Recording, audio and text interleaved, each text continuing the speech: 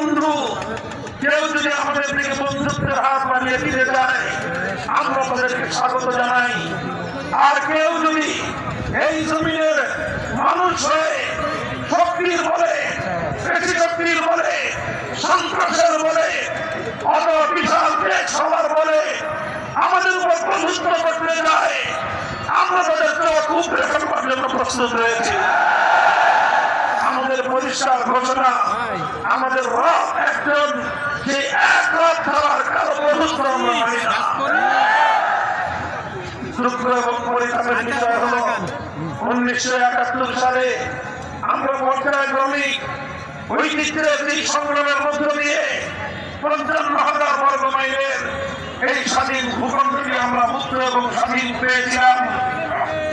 স্বাধীনতা অর্জনের কয়েক মাসের মধ্যেই 1971 সালের 16 ডিসেম্বর এর কয়েক মাসের মধ্যেই বাংলাদেশের সংখ্যাগরিষ্ঠ সেই সময়ের 7 কোটি মানুষের ইচ্ছা এবং অভিপ্রায়কে বৃদ্ধাঙ্গুলি দেখিয়ে বাংলাদেশের হাজার বছরের চিন্তা চেতনা, কৃষ্টি, কালচার, ঐতিহ্যকে ভুলণ্ডিত করে ভিন দেশি একটি শক্তি তাদের দেশের সাংবিধানিক শক্তিকে, সাংবিধানিক মূল চেতনাকে আমাদের জাতির উপর চাপিয়ে দিয়ে ছোট্ট একটি চিত্রের মাধ্যমে, একটি প্রেসক্রিপশনের মাধ্যমে আমাদের দেশের সংখ্যাগরিষ্ঠ মানুষের চিন্তা এবং চেতনার বিরুদ্ধে, 71 মুক্তিযুদ্ধের চেতনার বিরুদ্ধে একটি সংবিধান তৈরির মধ্য দিয়ে বাংলাদেশের ঐতিহাসিক 71 বিজয়কে চিন্তাই করা হয়েছিল।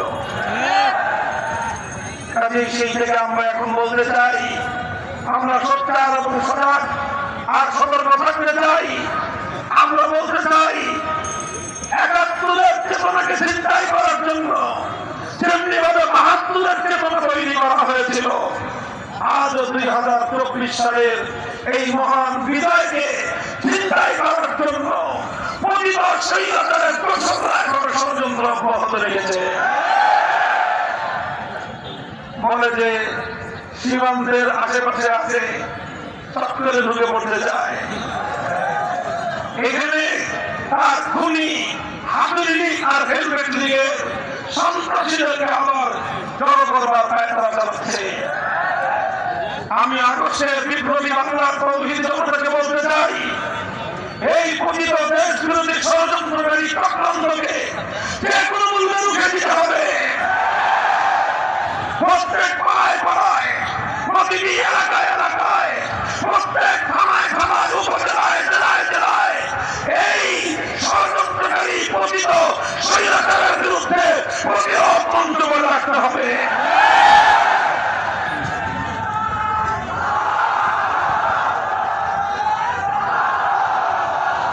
সংগ্রামী সাথী ও বন্ধুগণ, পতিত স্বৈরাচারী শেখ হাসিনা 50 বছর পর্যন্ত বাংলাদেশের মানুষের কাছ থেকে প্রতিশোধ গ্রহণের রাজনীতি করেছে। তার বিশ্বাস ছিল এদেশের মানুষ তার বাবাকে অযথাই হত্যা করেছে। আর এই কারণে শেখ হাসিনা বাংলাদেশের মানুষের প্রতি ক্ষুব্ধ ছিল। সে তখনই 75 সালেই আন্তর্জাতিক গণমাধ্যমে সে সাক্ষাৎকার দিয়ে বলেছিল, যারা তার বাবাকে হত্যা করেছে সে তাদের কাছ থেকে প্রতিশোধ গ্রহণ করবে।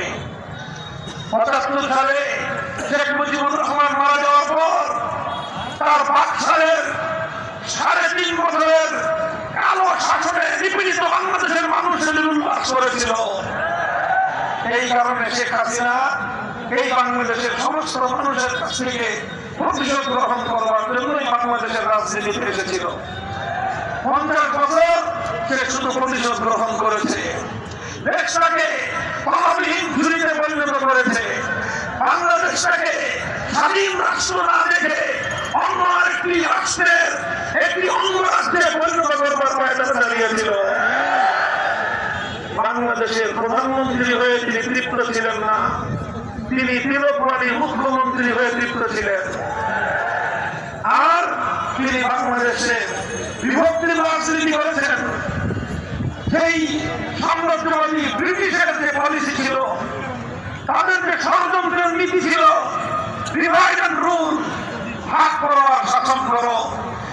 নীতি প্রয়োগ করে এদেশের মানুষকে কখনো শেখ হাসিনা ঐক্যবদ্ধ হতে দেয়নি। এই খেলা খেলতে খেলতে সে যাকে ইচ্ছা তখন তাকে মুক্তিযোদ্ধা বানিয়ে দিল, যাকে ইচ্ছা তখন তাকে রাজাকার বানিয়ে দিল। এই ছিল শেখ হাসিনার ভেলকি।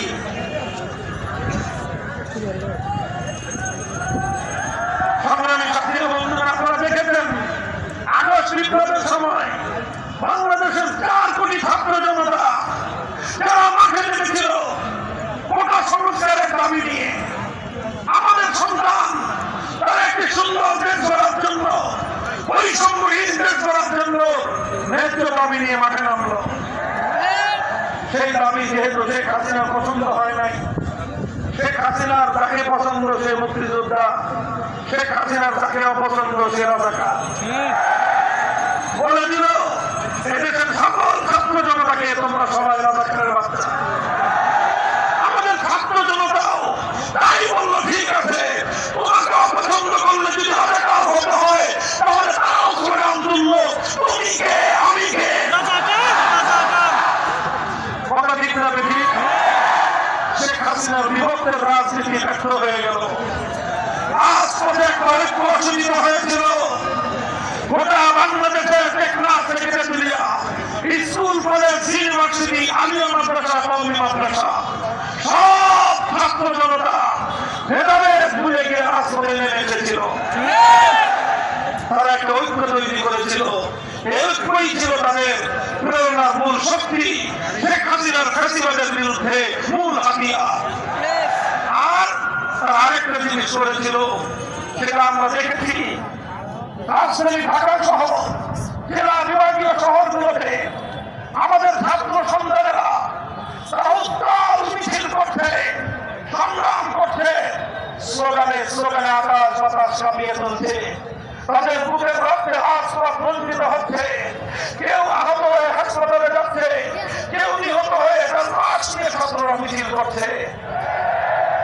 যখনই আমাদের সময় হয়ে গেল, ওই ছাত্ররাই কেউ স্কুলে, কেউ কলেজে, কেউ ইউনিভার্সিটির আল্লাহু আকবার, আল্লাহু আকবার আমাদের আওয়াজে, আমাদের ধ্বনিতে ঢাকা সহ রাজধানী সহ বাংলার আকাশ বাতাস মুখরিত করে তুলল। একজন ইমাম মসজিদে দাঁড়ালো, সে কোনো মাদ্রাসায় পড়ে নাই, সেই স্টুডেন্ট কোন ইউনিভার্সিটি, প্রাইভেট অথবা পাবলিক, সে দাঁড়িয়ে গেল ইমাম মসজিদে। তার পিছনে সারিবদ্ধ শত সহস্র ছাত্ররা, তারা রাজপথের উত্তপ্ত পিস ধারা সেই শাহাদাতের রক্তে বিধৌত সেই মাটিকে নামাজ পড়ি আল্লাহর দরবারে সিজদা দিয়ে বলল। এরপর নারায়ে তাকবীর, নারায়ে তাকবীর। সংগ্রামী সাথী ও বন্ধুগণ, এরপর তারা নামাজের পরে ফরিয়াদের কাজ উত্তোলন করলো আল্লাহর দরবারে। চোখের অশ্রুতে তাদের মুখ ভেসে গেল। তারা ফ্যাসিবাদের বিরুদ্ধে আল্লাহর কাছে সাহায্যের জন্য হাত তুলল, আল্লাহর কাছে চোখের অশ্রু ছেড়ে দিয়ে সাহায্য প্রার্থনা করলো। আমার আল্লাহ পাক রব্বুল আলামিন এই কোমলমতি শিক্ষার্থীদেরকে সাহায্য করবেন। কথা বলে ঠিক না বেশি? অনেক বড় বড় শক্তি শেখ হাসিনার বিরুদ্ধে পারে নাই। শেখ হাসিনার পেছনে যেই ভিন দেশি শক্তিগুলো তাকে বাংলাদেশের জনগণের বিরুদ্ধে টিকিয়ে রেখেছিল, তাদের মোকাবেলায় গিয়ে বাংলাদেশের বড় বড় রাজনৈতিক শক্তিগুলো বারবার ব্যর্থ হয়েছে, পারে নাই। কিন্তু আওয়ামীদের মতো আল্লাহ ছোট্ট ছোট্ট ছেলেদেরকে সাহায্য করলেন। আল্লাহ যখন সাহায্য করেন, পৃথিবীর কোনো শক্তি আমার ঘরের শক্তির সামনে টিকতে পারে না। হাসিনাও টিকতে পারে নাই, ফ্যাসিবাদীরা টিকতে পারে নাই, ইংরেজি শত্রুদের সব ভালো টিকতে পারে না।